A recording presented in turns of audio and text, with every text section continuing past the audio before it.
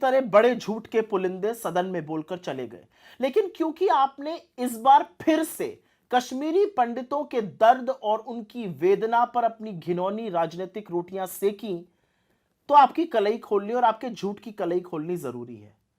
कश्मीरी पंडितों की बात कर रहे हैं आप, कश्मीरी पंडितों के पलायन की बात कर रहे हैं।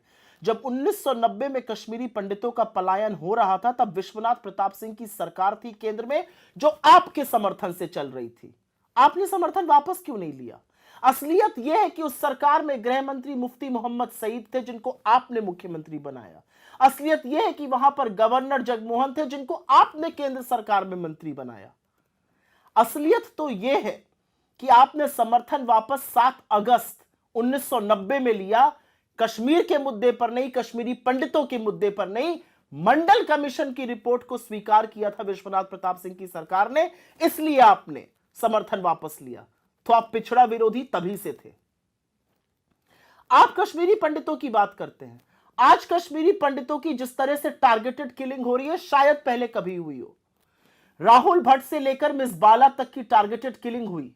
कश्मीरी पंडित आपसे मिलने के लिए बेचैन रहे, आज भी धरना और अनशन पर बैठे हैं। उन पर लाठियां बरसाने का, उनको करंट के तार लगाने का काम आपकी सरकार ने किया। क्यों नहीं उनको सुरक्षित रख पाए? हमने तो 3000 घर बनाए, उनको आपने बेघर कर दिया।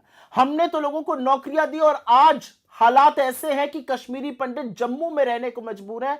वो कश्मीर अपनी नौकरियों पर नहीं लौट पा रहे हैं क्योंकि टारगेटेड किलिंग हो रही है। यह है आपकी सुरक्षा। कश्मीरी पंडितों से हटकर बात करते हैं शांति की। आपने कहा 370 के बाद शांति हो गई।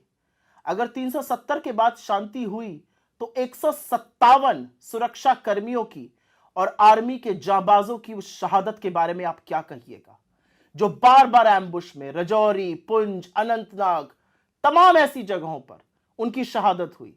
लेकिन एक नया पैटर्न हमने देखा कि 2021 के बाद से प्रधानमंत्री और आपने श्रद्धांजलि और संवेदना का एक भी शब्द बोलना बंद कर दिया। असलियत तो यह है कि जब 2 जाबाज जवान कैप्टन्स की शहादत होती है और उनके शव घर आते हैं तो प्रधानमंत्री सोटी करते हैं। असलियत तो यह है कि जब एक मेजर, एक कर्नल, एक डीएसपी की शहादत होती है आतंकवादियों के हाथ, तब प्रधानमंत्री कोई जश्न मना रहे होते हैं भाजपा के हेडक्वार्टर में।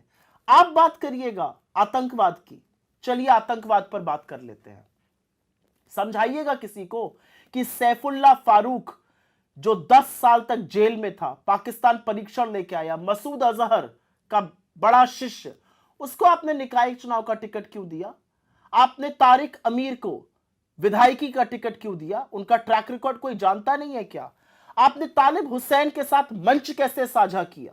और आपने आसिया अंद्राबी को बेटी बचाओ बेटी पढ़ाओ का ब्रांड एम्बेसडर बना के उसके पोस्टर लगवाए। वो पाकिस्तान जिंदाबाद और उनके समर्थन के नारे लगवाती है और पाकिस्तान जाकर ट्रेनिंग पाके आती है। यह है आपका वतन परस्ती, यह है आपकी असलियत। बता पाएंगे कि बार बार आप आतंकवादियों को गले क्यों लगाते हैं? और एक बात और, ऐसा क्यों होता है कि जब जब भाजपा की केंद्र में सरकार होती है तभी रघुनाथ टेंपल पर प्रहार होता है, तभी अमरनाथ यात्रा पर प्रहार होता है, हमला होता है? ऐसा क्यों है? किसको बचा पाए आप कश्मीर में? ना आप कश्मीरी पंडितों को बचा पाए, ना वहां पर आप शांति बहाल कर पाए। और क्योंकि आप चुप रहेंगे तो सच नहीं बदल जाएगा कि कश्मीर में आज भी हमारे जाबाज शहीद हो रहे हैं। और जब तक आप इन बातों का जवाब नहीं दीजिएगा, कश्मीरी पंडितों पर और पिक्चरों की और पिक्चर हॉल की बात मत करिए, क्योंकि असली पिक्चर तो देश देख रहा है। और देश देख रहा है कि आज भी आपकी नाक के नीचे टारगेटेड किलिंग होती है, आज भी आपकी नाक के नीचे जाबाजों की शहादत होती है, आज भी आपकी नाक के नीचे आप दुर्दांत आतंकवादियों को गले लगाते हैं। जब यह सब करना बंद कीजिएगा, तब कश्मीर पर अगली बार बात कीजिएगा।